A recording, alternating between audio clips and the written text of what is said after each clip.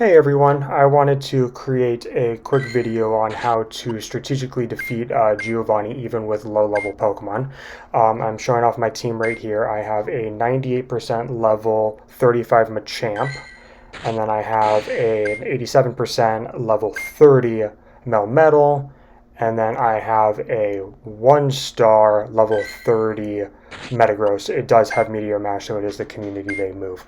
The whole point of this video is to show that you can defeat Giovanni with non-optimal counters and at very low levels. 35 and 30 are pretty low in comparison to what Giovanni has.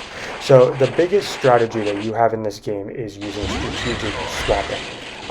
Anytime you swap your Pokemon, it will cause Giovanni's Pokemon a 2 to 3 second delay in attacking. This allows you to build up energy as he is essentially paused, and you then turn around using that energy to get your charge moves off faster. Essentially what you want to do, as what you saw in the video, was start with your second best Pokemon in the lead position, do a little bit of damage, swap, and then swap into a tank. This allows you to spam your charge moves to break both of the shields and then build up energy to essentially defeat the Persian. The Persian is probably the most difficult because Slash is absolutely killer. It goes through any Pokemon whether they resist it or not. This Melmetal is not doing well against Slash. But as I mentioned, you will see that I use swap advantages to my benefit. So right there, I swapped into Metagross even though Persian was dying, so I could build up energy. So when Garchomp came out here, I had half a Meteor Mash ready to go. And then you never want to use your charge move the moment a new Pokemon comes in, because then you lose that energy storing ability because they are frozen for the 2 to 3 seconds. This is super beneficial when they are using charge moves against you, as you will see shortly.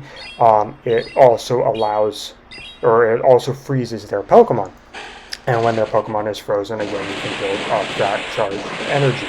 So right now, that incoming Outrage pauses any fast moves that he is going to do, which allows me to build up energy for 2 seconds to get off another Meteor Mash and take Garchomp out. Without him using that charge move, there is no way we would have been able to beat Garchomp or Giovanni. And as you see again later, the same thing happens with Suicune and using Ice Beam.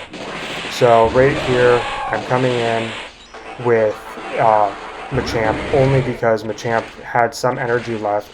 Machamp is weak to Zen Headbutt, but I figured I can get off one Dynamic Punch, which will at least make a little dent into Suicune, and it will allow that stored energy to rebuild because, well, as I explained, whenever you use a charge move, it freezes the Pokemon. So whatever you get, you get. The reason why I go back into Metagross here is because Meteor Mash was already ready to go. It is not an effective move, but again, any damage is better than 0 damage, and it will cause Suicune to pause. And that's very important because we need Melmetal to carry the rest. Melmetal's in the red, so I should not have won this one, but because of the swaps and because, as you will see, the charge move that Suicune uses, it allows Melmetal to survive that extra Zen Headbutt that it normally would not have survived.